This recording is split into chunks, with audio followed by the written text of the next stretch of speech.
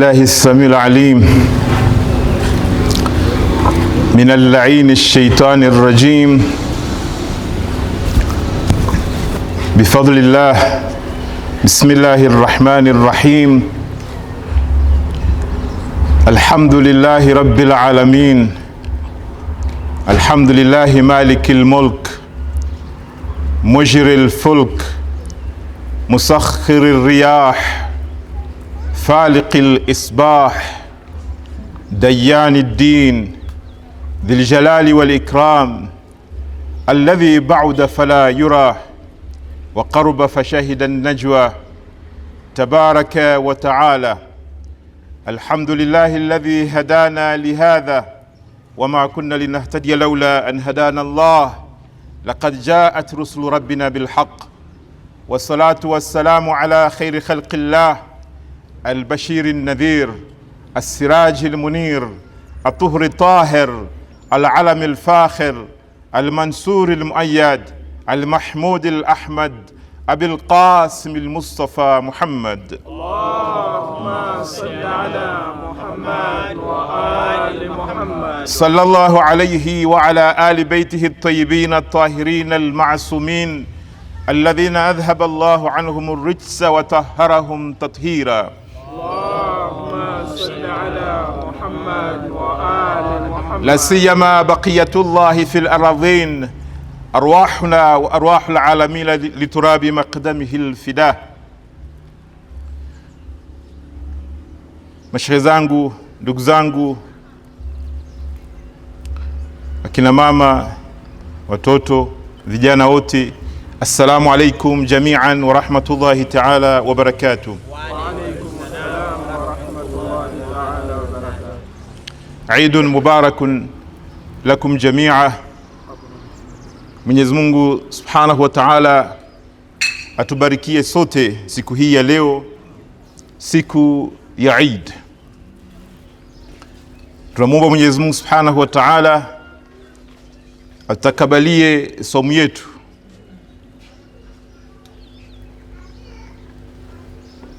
atakabalie sala zetu na ibada zetu katika mwezi mtukufu wa Ramadhani,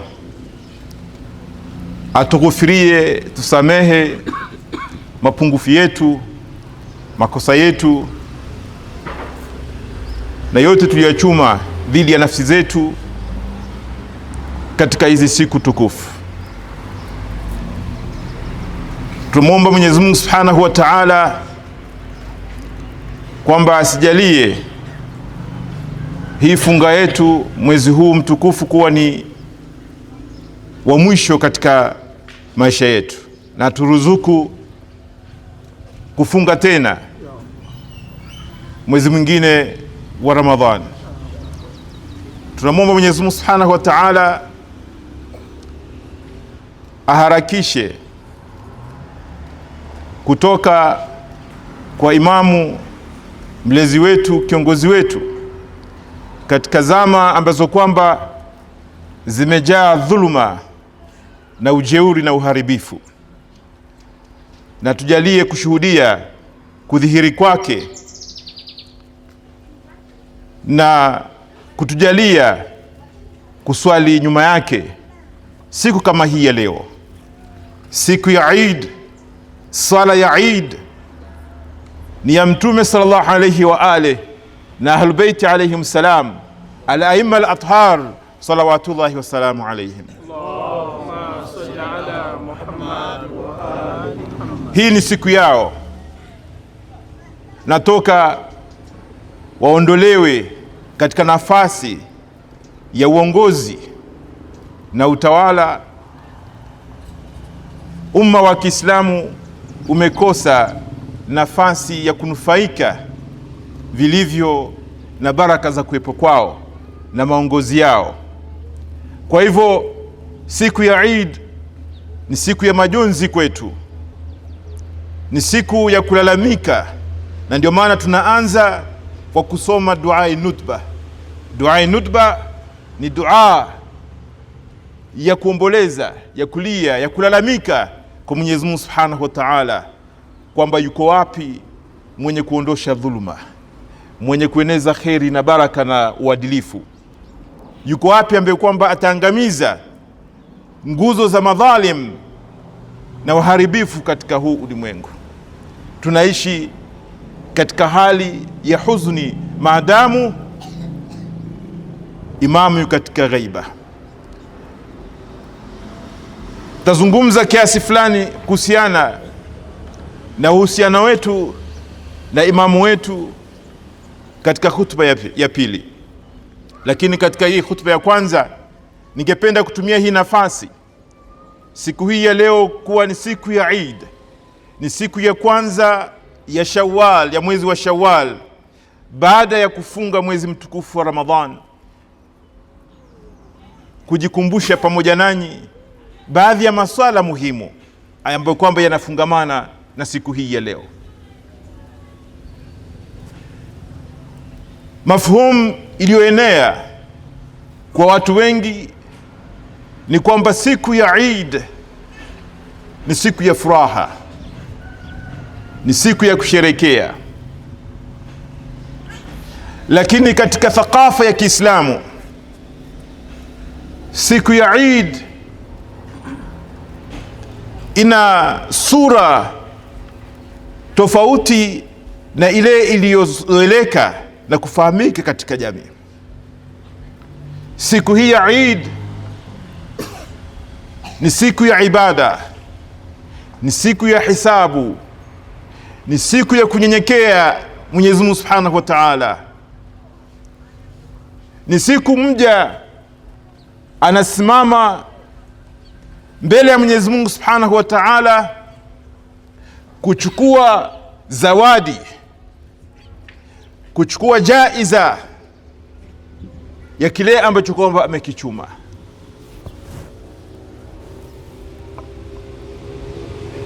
Na hapa ndipo tunapoona kwamba walofaulu, walofuzu, wanaostahiki kusherekea na kufurahikia ni wale ambao kwamba wamechuma vilivyo katika mwezi mtukufu wa Ramadhani. Ni wale ambao kwamba walifanikiwa kuwa watiifu, ni wale ambao kwamba saumu zao zimekubalika. Ama ambaye kwamba saumu yake ama hakuwa na saumu wala hakuwa na amal, hakuwa na matendo ambaye kwamba ameyatanguliza mbele ya Mwenyezi Mungu Subhanahu wa Ta'ala, hana sababu ya kusherehekea, hana sababu ya kufurahikia.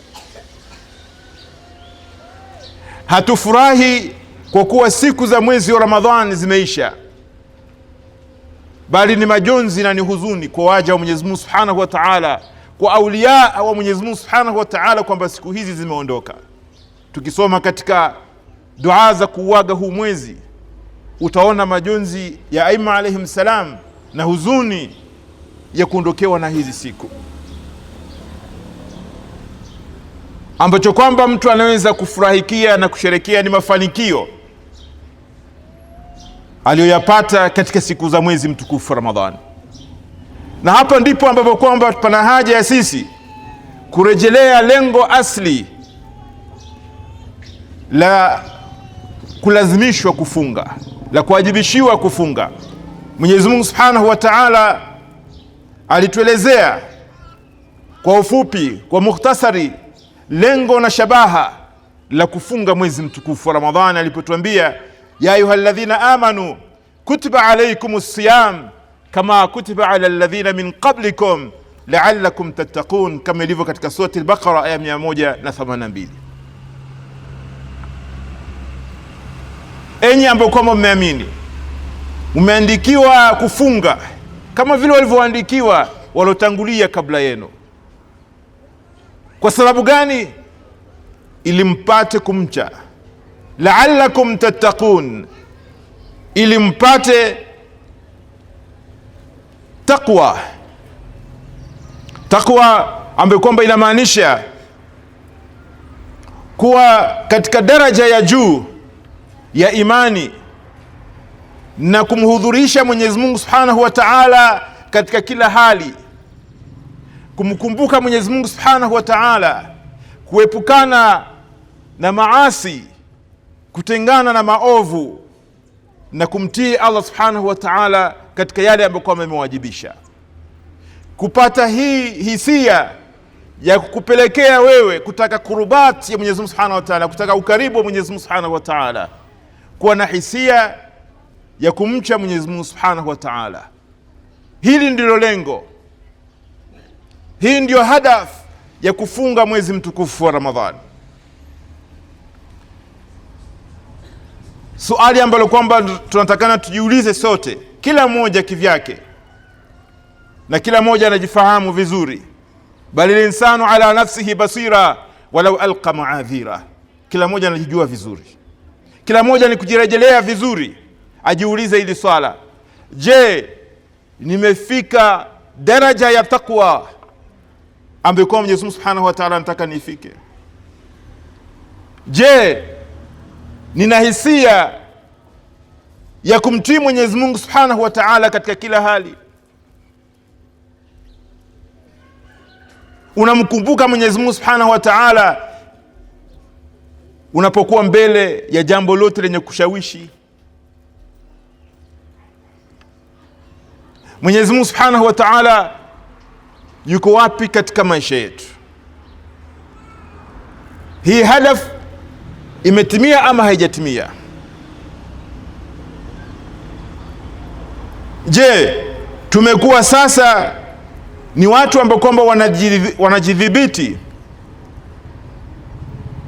they able to control themselves, wana discipline katika maisha yao, ama bado tunahangaishwa na shahawat za matamanio, ama kwamba bado hatuna umakini katika kumtii Allah Subhanahu wa Ta'ala? Ni swala ambalo kama takana kila moja kujiuliza.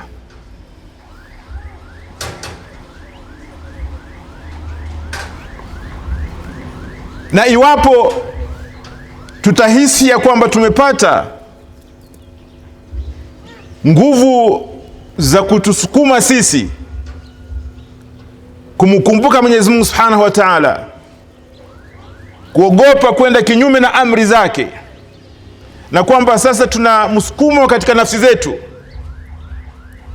kumtii Mwenyezi Mungu Subhanahu wa Ta'ala, kuswali na kufanya ibada na kufanya yote ambayo kwa ni mazuri na kuepukana na maasi, basi tumshukuru Allah Subhanahu wa Ta'ala, maana hilo ndilo lengo, na tufanye bidii ili tuimarishe hali hii. Ama iwapo bado tunahangaika, bado hatujamakinika, bado mawazo yetu hayajatulia kwa takwa na kwa imani ya Mwenyezi Mungu Subhanahu wa Ta'ala, bado tukiona haram hatufungi macho,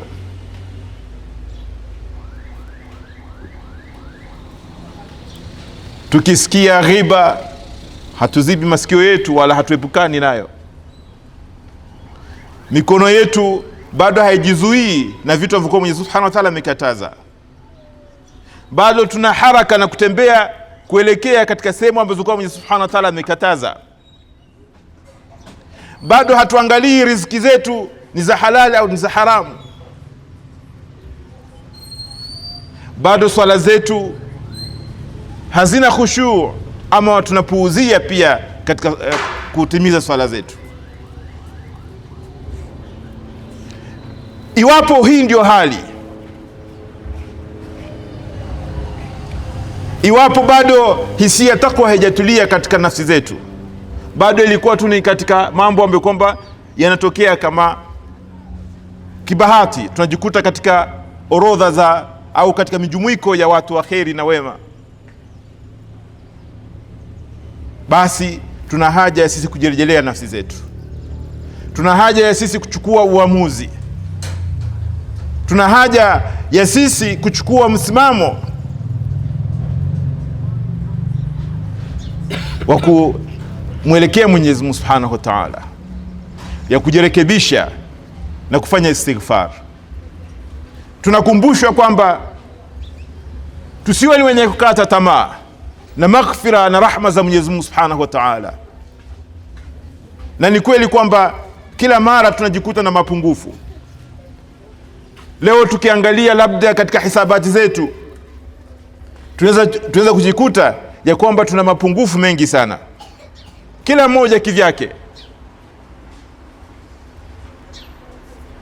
Kiasi gani tumesoma katika Qur'an al-Karim, kiasi gani tumejihusisha na dua, kiasi gani tumeweza kufanya ibada katika siku hizi, kiasi gani tumefanya mema, kiasi gani tumeweza kuangalia watu wengine na kuwasaidia ndugu zetu na kadhalika. Tumejihusisha vipi na masuala ya kijamii? Kila mmoja ana hisabati zake, na hakuna ambaye kwamba aweza kudai ukamilifu katika hilo. Tunachohitaji si kukata tamaa, si kuvunjika moyo, bali ni kuchukua uamuzi, ni kuwa na azma katika siku kama hii ya leo ya kumrejea Mwenyezi Mungu Subhanahu wa Ta'ala,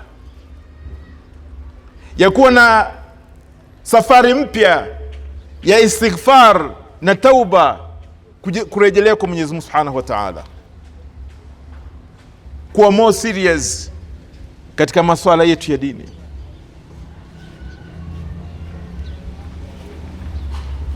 Qu anfusakum wa ahlikum nara. Wapendwa ndugu zangu, dada zangu, vijana, isiwe dini yetu ni kimchezo.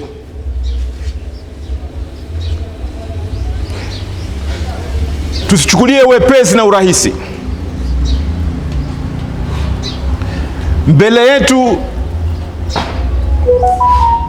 kuna maisha ya kubaki milele, na ni ima peponi na ima motoni. Mwenyezi Mungu jalla sha'nu ametutahadharisha na moto wa Jahannam, na miongoni mwa sifat za Mtume sallallahu alayhi wa alihi wasallam ni kwamba ni bashirun na nadhirun, ni mwenye kubashiria kheri na vile vile ni mwenye kutahadharisha na mwenye kutuonya na adhabu kali ya Mwenyezi Mungu Subhanahu wa Ta'ala. Kuna moto, kuna Jahannam, na ndio maana katika miongoni mwa dua ambazo kwamba tulikuwa tukizikariri sana katika siku za mwezi mtukufu wa Ramadhan, katika dua fupi, ni kwamba Mwenyezi Mungu Subhanahu wa Ta'ala niache huru kutokana na moto. Tajalani min utaqa'iqa minan nar. Dua jausha ambayo kwamba tunairegea katika mwezi wa Ramadhani, katika mwezi wa Ramadhani mara 3. Tunakariri al-Ghawth al-Ghawth, khalisna minan nar ya Rab.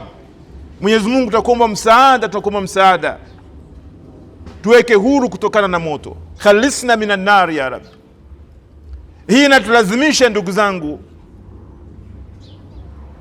inatulazimisha kwamba tufahamu ya kwamba mojawapo ya vitu ambavyo kwamba tunatakana tujikinge navyo ni moto wa Jahannam, ni kuepukana na adhabu ya Mwenyezi Mungu Subhanahu wa Ta'ala. Tusiwe katika miongoni mwa ahli nar. Na hii inamaanisha kwamba katika maisha yetu ya kila siku, suluki yetu, tabia yetu isiwe ya watu wa Jahannam. Ni nini ambacho kwamba kinampelekea mtu kuingia motoni? Ni maasi, ni dhunub, ni kupuuza amri za Mwenyezi Mungu Subhanahu wa Ta'ala.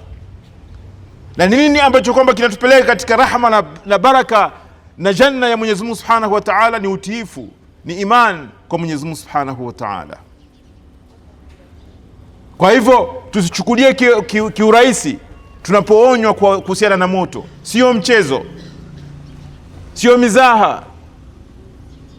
Sote tunahitajia kusimama, sote tunahitajia kuchukua hatua katika haya maisha mafupi ambayo kwamba hayajulikani ni lini yanakuwa yenye kuisha. Na kisha mtu akisha malizika siku zake ndipo anaiona hakika ya hali, ndipo anaona ulimwengu mwingine unabeba kitu gani. Nafasi ambayo kwamba tuko nayo, wapendwa, tuitumie kuchuma pepo ya Mwenyezi Mungu Subhanahu wa Ta'ala na kujiepusha na moto wa Mwenyezi Mungu Subhanahu wa Ta'ala. Hii inatulazimisha kuwa responsible, kuwa ni watu ambao kwamba wanabeba masulia, kuwa ni watu ambao kwamba wanajua majukumu yao ni yapi, kujua taklif yetu ni ipi. Vijana, jueni amri za Mwenyezi Mungu Subhanahu wa Ta'ala.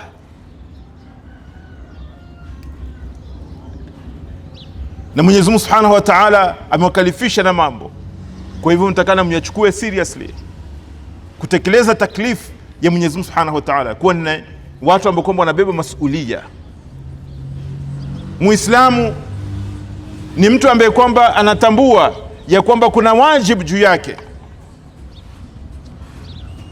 na wajibu sio tu swala na kufunga, bali kuna majukumu mengi. Na hii ndio maana inatulazimisha kujifunza na kusoma, kujua taklifu yetu ni ipi, kujua jukumu letu ni lipi katika kila hali. Katika mwezi mtukufu wa Ramadhan tulijifunza kujaliana, kuombeana, kutakiana kheri, na hii ndio darsa muhimu katika maisha yetu, na inatakana iendelee katika siku ambazo kama zinafuatia. Dua ambayo kwamba tumeikariri sana, Allahumma adkhil ala ahli alqubur as-surur, Allahumma aghni kulla faqir, Allahumma ashbi' kulla ja'i', Allahumma aks kulla uryan. Yani wewe haujitakii tu, wewe haujitakii tu kwamba wewe ndio wewe katika nafasi nzuri. Uislamu unaondoa ubinafsi. Uislamu unataka mtu awe ni mwenye kuwatakia wengine kheri, mwenye kutakia wengine baraka, mwenye kutaka wema na uzuri uone wenye kuenea katika jamii nzima. Mwenyezi Mungu watajirishe wote ambao kwa ni maskini. Sio sera ya capitalism ambayo kwamba mimi nitakuwa nacho na ni lazima ni exploit kila mtu, nichukue kila ambacho kwamba wako nacho ni wafanye watu wengine ni mafukara. La, bali nataka kila mmoja awe mwenye kujitosheleza. Kila mwenye haja Mwenyezi Mungu Subhanahu wa Ta'ala mtosheleze na haja zake. Hii ndio tarbia, haya ndio malezi ambayo kwamba tunayapata katika mwezi mtukufu wa Ramadhani, na shiar ambayo kwamba tunaambiwa kila mara na tunahimizwa kuifuata, ahibba linnas ma tuhibbu linafsik, wapendee watu kila ambacho kwamba unapenda kwa ajili ya nafsi yako. Hautopungukiwa watu wakiwa na kheri, hautopata upungufu ikiwa watu watakuwa na mafanikio. Jamii yetu ikitakiana kheri, kila mmoja akimjali mwingine, kila mmoja akimwombea mtu mwingine kheri, wema utakuwa ni wenye kuenea na kila mmoja atakuwa ni mwenye kufaulu. Ndio tarbia, ndio malezi ya Bi Zahra salawatullahi wasalamuhu alaiha, alipomwambia mwanae al-Imam al-Hasan alayhi salam, ya bunay aljar thumma ad-dar, e mwanangu, kwanza mwangalie jirani kisha alafu ndio angalie kwa nyumba. Ikiwa kila mmoja atamwangalia mwingine, ikiwa kila mmoja ataangalia jirani yake, amtangulize katika hajati zake, ni wapi kutakuwa na shida, ni wapi kutakuwa na upungufu. Lakini leo tunafuata sera za kujiangalia wewe kwanza, alafu wengine ni baadaye. Ama kabisa hatuwezi kuangalia, hatuzuriani, hatutembeleani, hatujuliani hali. Inatupelekea sisi kuishi katika maisha ya dhiki, maisha yasiyokuwa na kheri, maisha ya kuogopana, maisha ambayo kwamba yanatupelekea sisi kutokuwa na mafanikio. Lakini tunaporudi kwa malezi ya Kiislamu tunajifunza haya. Kwa hivyo tuendeleze hii sera, tuendeleze hili, na tuwe wenye kutembea na kusimama pamoja kama mujib wa surati al-Asr, innal insana lafi khusr illa alladhina amanu wa amilus salihat wa tawasaw bil haqq wa tawasaw bis sabr. Kuhusiana haq, kuhusiana kusubiri, kubeba mambo kwa pamoja. kusukumana wote, kukumbushana na kusaidiana katika hili, katika mambo yote, si kumwacha kila mmoja aende kivyake. Na hiyo ndio ruhia ambayo unaipata katika mafunzo na malezi ya Kiislamu. Ihdina siratal mustaqim, kila wakati tunaposema Mwenyezi Mungu tuongoze njia iliyo sawa, sote, sio mimi peke yangu, bali na jamaa zangu na ndugu zangu na wote nawatakia wawe wenye kufuata njia ya haki na njia ya khair. Wapendwa ndugu zangu, tuna haja ya kuimarisha malezi yetu ya kiroho.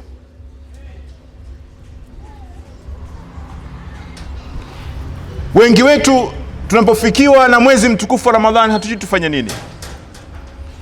Tunakuwa excited, tunataka kufunga, tunataka kuchuma yale ambayo kwamba imewekwa ndani yake, lakini hatuna barnamaj, hatuna program zaidi ya kujizuia na baadhi ya muftirat.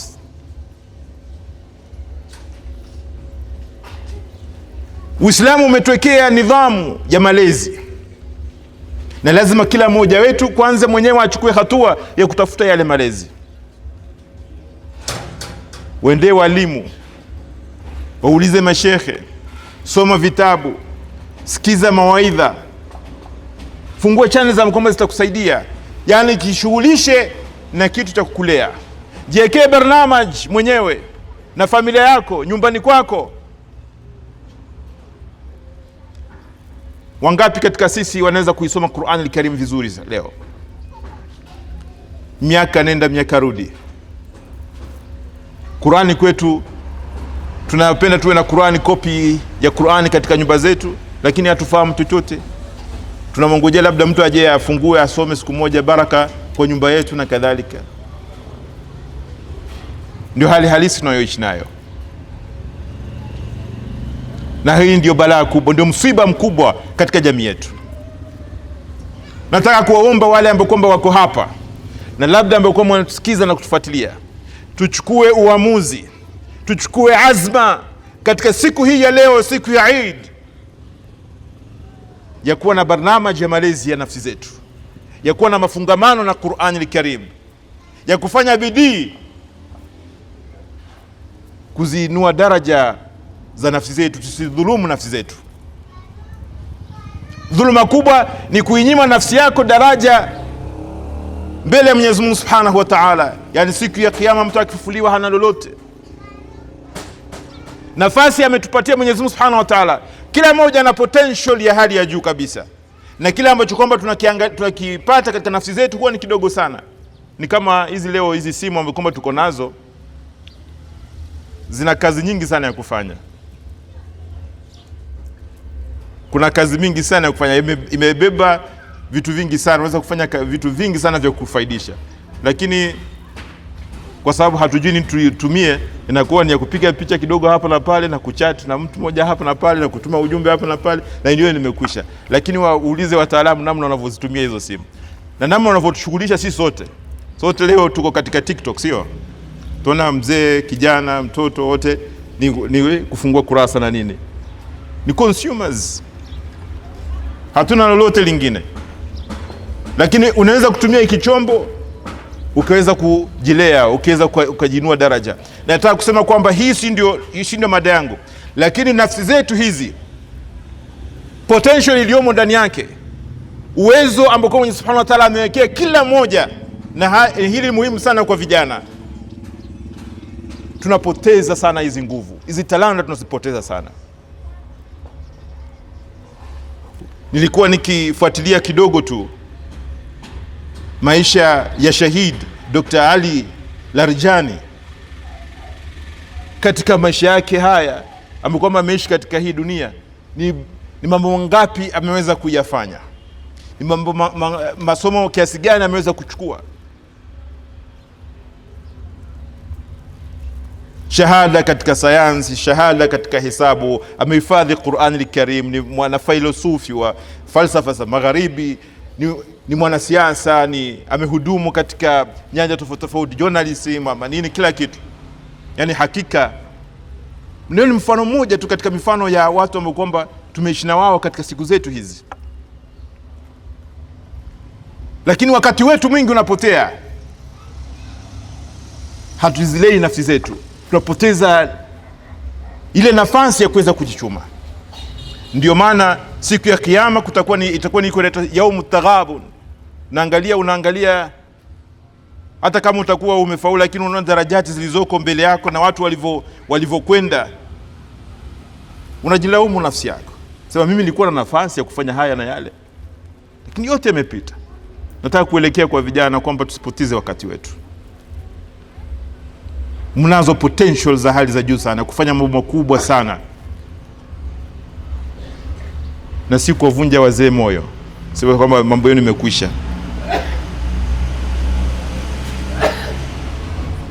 Madamu uko hai, madamu uko na nafasi ya kuweza kusikia au kunena au kufahamu, bado ipo chance, bado iko chance. Usiende ukakaa ukaota moto ukasema mimi mambo yangu kwisha, nasubiria siku yangu ifike. La, unaweza kujishughulisha hata kusoma Qur'an Karim, kujifunza kusoma Qur'an Karim.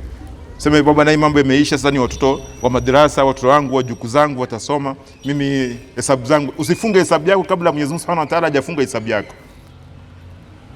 Ndio maana tunaambiwa utlubul ilma min al-mahdi ila al-lahad, mpaka dakika za mwisho. Jamhuri ya Kiislamu ya Iran ina watu wa ajabu. Utakuta katika darsa wazee wanasoma, wampia goti wanasoma,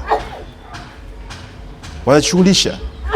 Huku kwetu ukishamea ndevu, ukishapata nini family, ndio kwisha hiyo story ya kusoma imekwisha, na kujiendeleza hiyo story imeisha. Sasa wewe unafikiria kwamba jukumu lako kubwa ni kutafuta unga. Okay? Kwa bila tofauti ya kuwa na kama wanyama wengine ambao pia wanatafuta chakula kila siku. Ng'ombe anatafuta kula, mbuzi anatafuta kula, kuku anatafuta kula. Kazi ndio kila kiumbe, sio? Sasa sisi tutakuwa tofauti vipi na wao? Tujitahidi ndugu zangu, dada zangu, wa mama wangu ambao wako hapa, kila mmoja, mzee, kijana, mwenye ndevu nyeupe na mwenye ndevu nyeusi na mrefu mfupi, naomba sana kwamba tujitahidi, tujilee nafsi zetu. Nafasi ipo inshallah taala, na inshallah taala kila mmoja wetu anaweza kufikia kitu angalau ya kusema kwa Mwenyezi Mungu Subhanahu wa Ta'ala, nimekuja na hiki kidogo, faqbal minni al-yasir, hiki kidogo Mwenyezi Mungu nikubalieni. Lakini tukitembea bila hisabu, mambo yetu hayatakuwa ni yenye kuelekea kwa uzuri. Tuombe Mwenyezi Mungu Subhanahu wa Ta'ala atujalie tawfik katika siku hii tukufu, kuwa katika miongoni mwa wale ambao kwamba angalau wamejaliwa rahma, na Mwenyezi Subhanahu wa Ta'ala ameangalia kuchola huruma, na Mwenyezi Subhanahu wa Ta'ala amewakubalia kile kichache ambacho kwamba wamekuja nacho. Mwenyezi Subhanahu wa Ta'ala atujalie tawfik katika siku hii ya kutembea katika hii khat ya Mwenyezi Mungu Subhanahu wa Ta'ala, na kuwa watiifu kwa Allah Subhanahu wa Ta'ala. Bismillahir Rahmanir Rahim. Qul huwallahu ahad, Allahus samad, lam yalid wa lam yulad wa lam yakul lahu kufuwan ahad. Allahumma salli ala Muhammad wa ali Muhammad. Allahumma salli ala Muhammad wa ali Muhammad. Allahumma salli ala Muhammad wa ali Muhammad.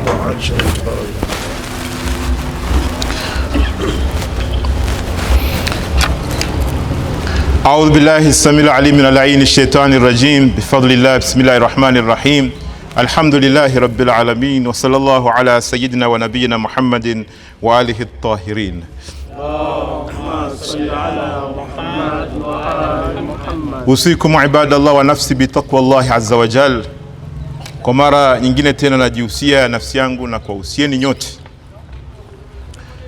kumcha Allah Subhanahu wa Ta'ala. Mwenyezi Mungu haiko ghaiba. Mwenyezi Mungu anatushuhudia kila ambacho kwamba tunakifanya mbele yake, machoni mwake. Rekodi zetu zinadhibitiwa. Leo ni mfano wa siku hiyo ambayo kwamba tutahudhurisha sote kwa Mwenyezi Mungu Subhanahu wa Ta'ala, na kila mmoja apawe kitabu chake, kisha ambiwe Iqra kitabak, soma kitabu chako. Kafa binafsika alyawma alayka hasiba, leo inakutosheleza wewe mwenyewe kujihesabu. Angalia orodha ya matendo yako.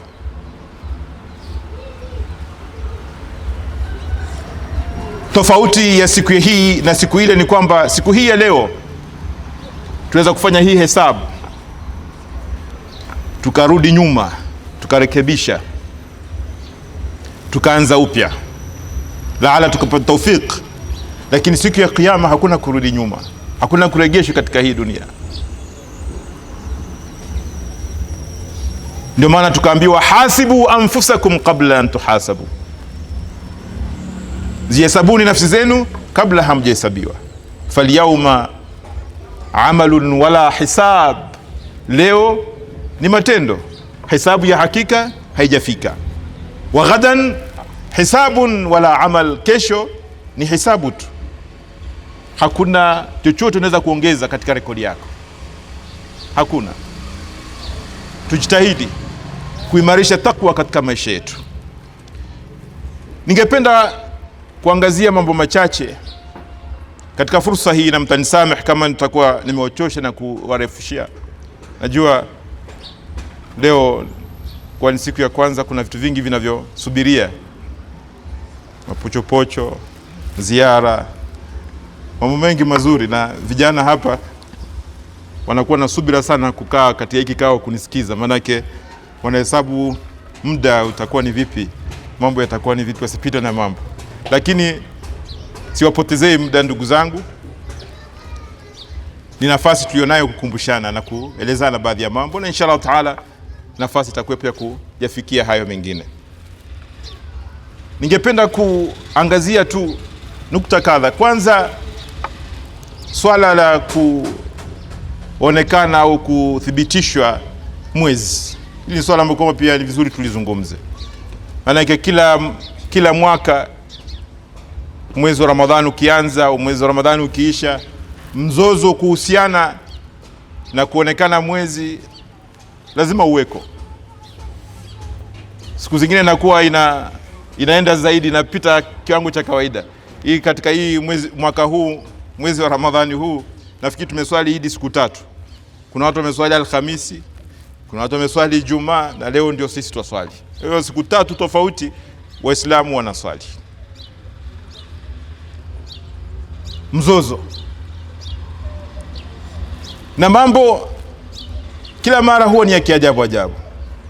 Wale walioshuhudia mahojiano ya Chief Kadhi au acting Chief Kadhi na baadhi ya watu ambao kwamba walikuwa wanatoa ushuhuda wa kuonekana mwezi, walisikia mmoja anasema yeye yuko Majengo Mombasa Mvita, na wameona mwezi, na siye peke yake, wameona tu watu wengi. Na saa ngapi wameona ule mwezi?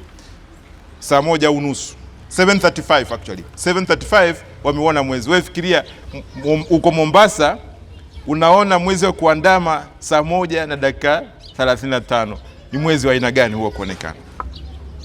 Na shahada kama hizi ni nyingi.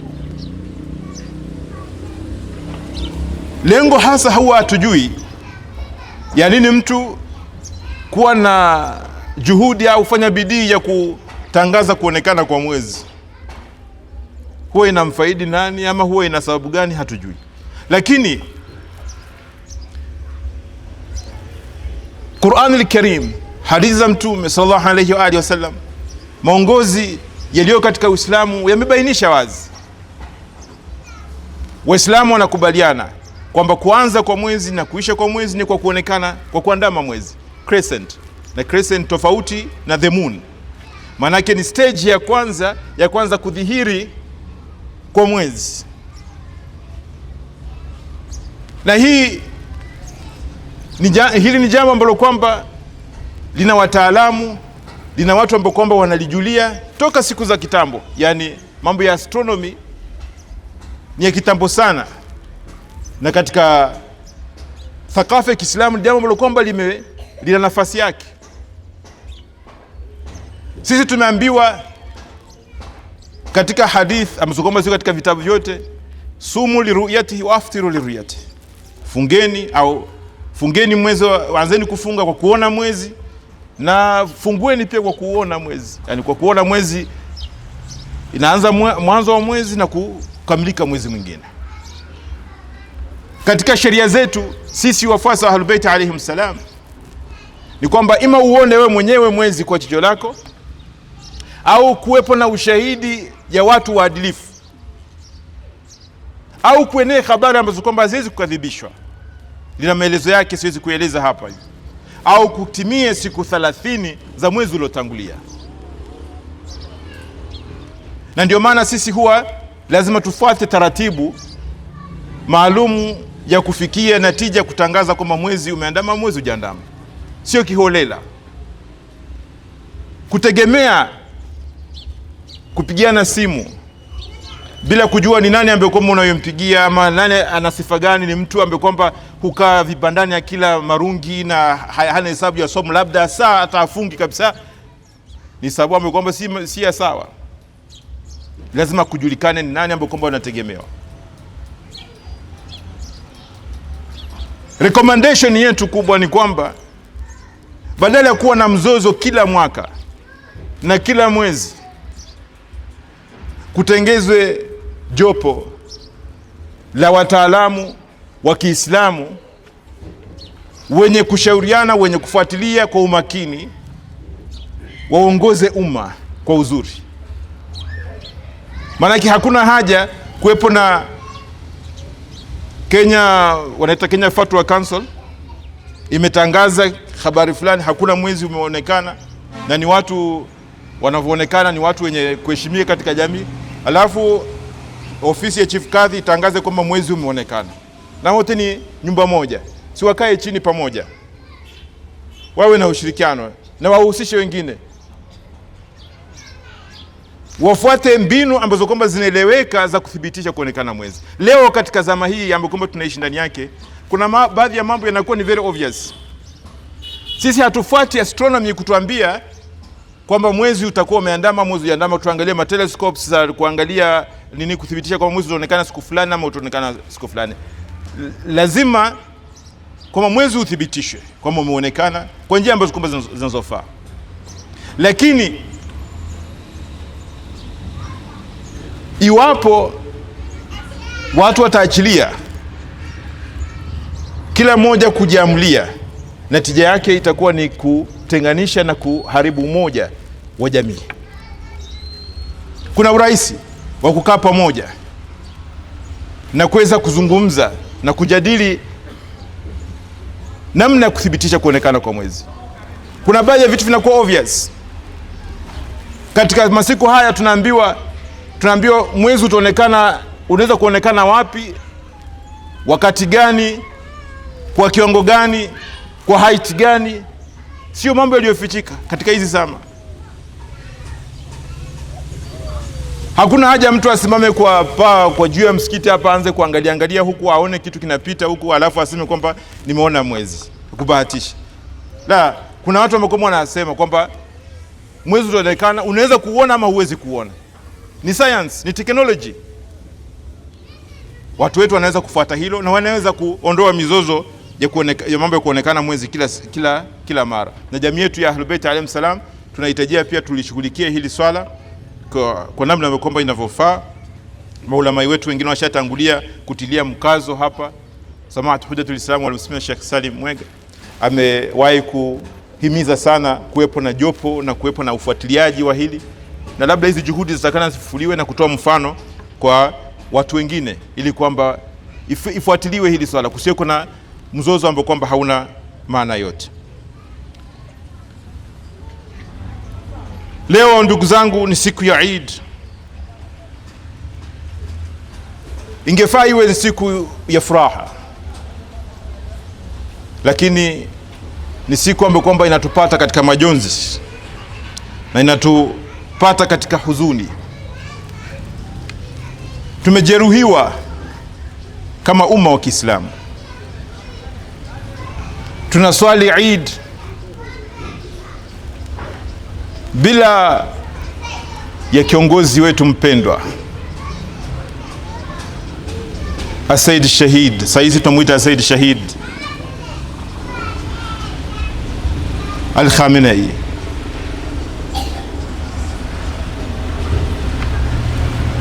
Ilikuwa inatupunguzia machungu kiasi fulani na kutupa utulivu. Tukishamaliza kuswali tukaenda kuangalia katika clip zetu, tukamwona Said al-Qaid leo ameongoza swala Tehran na kusikiza sauti yake. Lakini leo tunaswali Eid katika hali isiyokuwa na amani, katika hali ya vita na kukupoteza wapendwa. Umma wetu, jamii yetu ya Ahlul Bait alayhim salam imepoteza watu wazito. Hatukujua kwamba kutakuja siku kama hii ya leo tuwe hatunaye tena Sayyid Ali al-Khamenei qaddasallahu nafsahu zakia. Alikuwa ni tunda la nyoyo. Macho yetu yalikuwa yanapenda kumwangalia. Leo tukiona clip zake, tukiona picha zake, tunajawa na huzuni tu. Umma wa Kiislamu umejeruhiwa.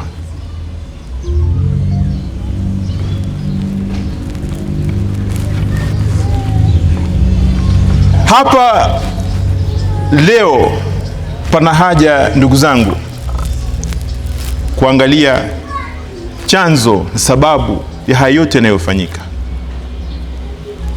Nafasi hainitoshi.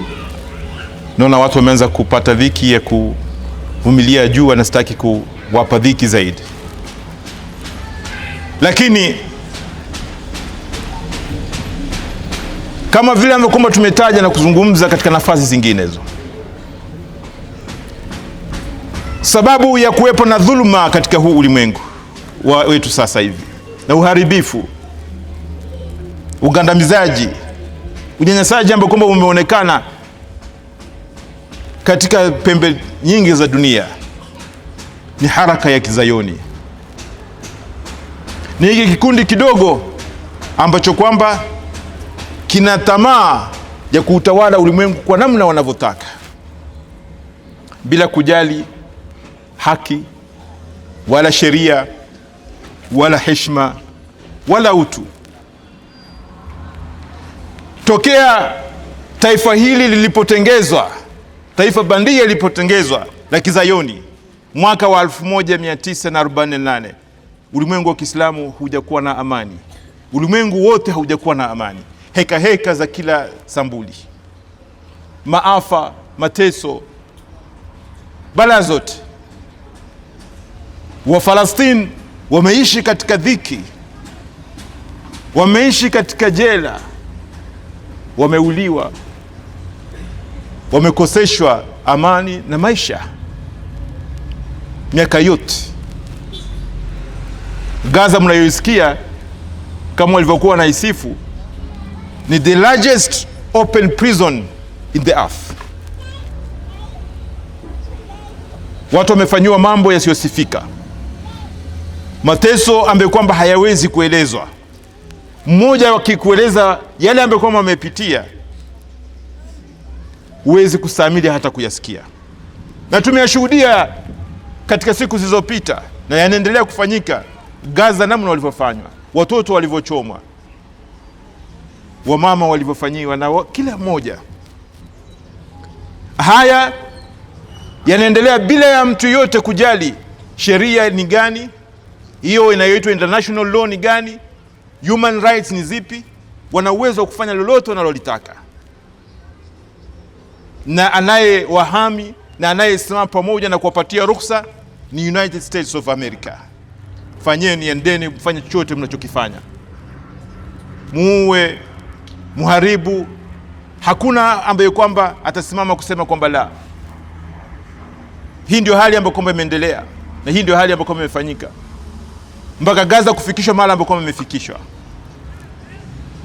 La kusikitisha ni hizi nchi za Kiarabu, hizi nchi ambazo kwamba zinajiita za Kiislamu zilizozunguka katika huu ulimwengu: Misri, Jordan, Saudi Arabia, Qatar, United Arab Emirates, Kuwait, hizi zote zinashuhudia haya, pasina kujali, pasina kunyanyua sauti, hata kukondem peke yake ama kujaribu kufanya lolote lile. Wamekaa ni kama watu walioshindwa, waliomwagiwa maji, hakuna mtu anayetaharaka.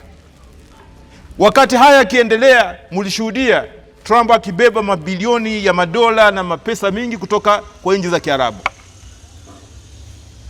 akipawa na mazawadi, mandege na nini na kadhalika.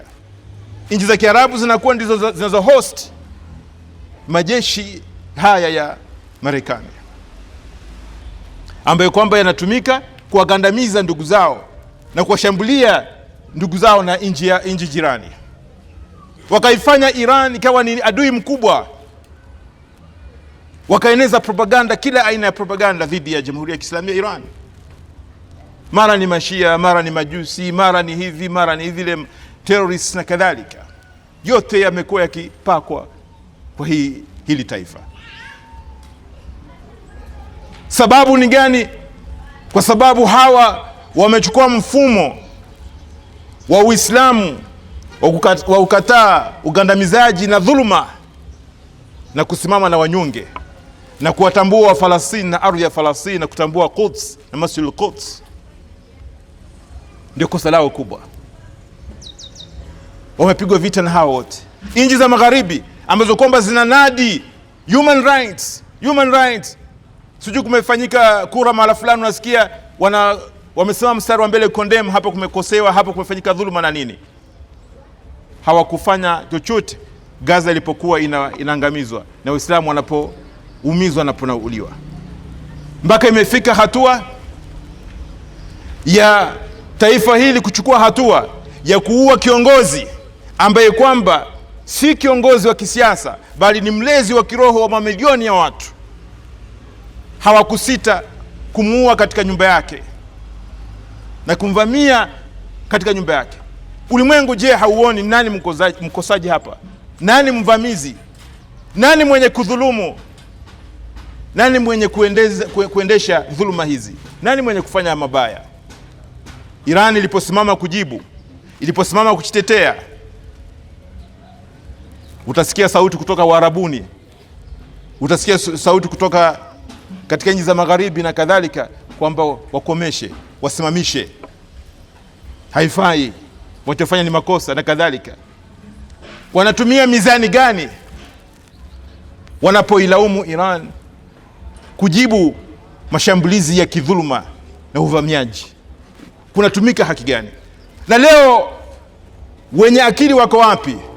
Watu wenye kuzungumza haki wako wapi? Katika mataifa yote wanapoyaona haya yanayofanyika katika nchi ya Iran. Iran alimkosea nani? Iran alimvamia nani? Alichukua haki ya nani?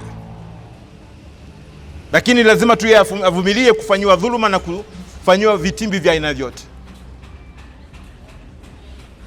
Hakuna sauti zilizotoka. Watoto wa Minab zaidi ya 160, 170 walipouliwa, kwa kosa gani walifanya? Ulimwengu kimya, nikana kama jambo halikufanyika. Leo Wazayoni wanapopiga mabomu ya sumu ili kwamba watu waathirike hata baada ya vita, kwamba Iran kutakuwa na watu ambao watakuwa na visa vya kansa kwa miaka ya kuendelea kwa sababu ya kuweka sumu katika anga yao na kuharibu maji. Juzi wamepiga sekta ya gesi ambayo kwamba inatumika kwa maslahi ya kila mmoja na hata yanawanufai na nchi zingine. Hawa ni watu ambao kwamba hawakusudii lolote isipokuwa kueneza uharibifu. Wanapolenga hospitali, wanapolenga mashule, wanalenga watu ambao kwamba hawana silaha, wamefanya kila aina ya uovu, lakini ulimwengu uko kimya. Sauti ziko wapi za haki? Nani ambaye kwamba anazungumza kwa uhusu? Ni nani ambaye kwamba aliwapa ruhusa wao kuwa juu ya sheria, above the law, na ulimwengu wote lazima uwasikize? Kwa nini ulimwengu umekubali kuentertain Mwamerika na Mwisraeli katika mataifa yao? Kwa nini? Sisi tunasema hivi kwa sababu, si kwa sababu tu ni mashia au uhusiano wetu na Iran kama ni mashia. Naam, ni taifa ambalo kwamba tunaliangalia kuwa ni mfano wa taifa ambalo kwamba liko huru, taifa ambalo kwamba linasimama na haki, taifa ambalo kwamba linachunga sheria, taifa ambalo kwamba lina utu, linajali ubinadamu, na tunaona kwamba inaweza kuwa mfano kwa mataifa mengine yote. Naam, ni nyumba ambayo kwamba sisi tunaishi ndani yake, kwa sababu hawa Iran ndio inayobeba viongozi wa kiroho ambao kwamba sisi tunawafuata. Yanatuhusu mambo yao kwa kiwango hicho, maulamai wetu, walezi wetu, ndugu zetu. Na leo wanawapiga vita ili kwamba wazuie sauti ya haki, sauti ya Uislamu kuweza kuenea, kwa sababu aliyebeba bendera ya pekee ya Uislamu na kupigania wanyonge sio mwingine isipokuwa ni mfuasi wa Ahlul Bait alayhim salam, isipokuwa ni mshia. Huo ndio ukweli. Yako wapi makundi mengine yanazungumza vipi bila sisi kwamba tunachochea ama nini? Lakini ukweli wa mambo ndio huo. Waliobeba mzigo wa kusimamia wanyonge na kuwasaidia wanyonge ni taifa la Kiislamu la Iran, bila kuwa wanachuma chochote, bila kwamba wanafaidika na lolote. Na hili ndilo ambalo kwamba natakana tulielewe, na hili ambalo kwamba natakana tuliombee Mwenyezi Mungu Subhanahu wa Ta'ala. Ndugu zangu wapendwa, tuna jukumu la kujiandaa katika hii asr, katika hii zama ambayo kwamba tunatarajia ndani yake kudhihiri Imam sahib al-asr wa zaman. Hizi ndizo siku ambazo kwamba natakana sisi wenyewe tujitayarishe kwa kulea nafsi zetu, kwa kujiweka tayari kuhudumu katika hati ya Imam sahib al-asr wa zaman. Kijana yoyote yule na mtu yoyote yule ambaye kwamba anatambua nini maana ya kuwa mfuasi wa Ahlul Bait alayhim salam, hizi ndizo siku ambazo tunataka tufanye bidii ili kwamba tusiachwe kando, tusipaguliwe siku ile ikifika. Na tunaona insha Allah Taala kwamba itakuwa ni karibu. Tutembee sote chini ya mwavuli wa kiongozi wa kiroho wa Waislamu wote ambaye kwamba ametawazwa baada ya Imam al-Qaid al-Shahid Ayatullah Sayyid Mujtaba al-Khamenei, ndiyo kiongozi ambaye kwamba leo anabeba bendera katika ulimwengu wa Kiislamu. Tutembee chini ya mwavuli wake na maongozi yake, na insha Allah Taala Mungu akipenda atakuwa ni mwenye kuipokeza hiyo bendera kwa Imam sahib al-asr wa zaman. Na sote insha Allah Taala tushuhudie siku hiyo na tuwe nyuma yake, na tuwe katika miongoni mwa wale ambao kwamba watanusuru Imam wa zama zao, wala si wale ambao kwamba watakuwa wenye kusoma kando. Mwenyezi Mungu Subhanahu wa Ta'ala atubarikie siku hii ya leo, atujibie dua zetu katika siku hii ya leo. Na sisi tunamlalamikia Mwenyezi Mungu Subhanahu wa Ta'ala kutokuwepo kwa mtume wetu.